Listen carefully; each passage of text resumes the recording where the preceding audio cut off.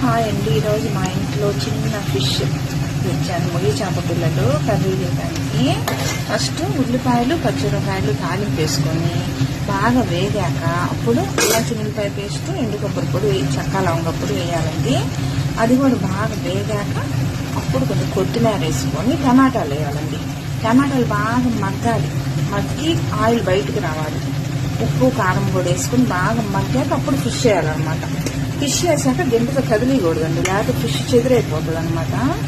అందుకని ఫిష్ వేసాక గెంటుతో కదిలియకూడదు. ఇట్లా మగ్గి బాగా ఆయిల్ బయటకు రావాలండి.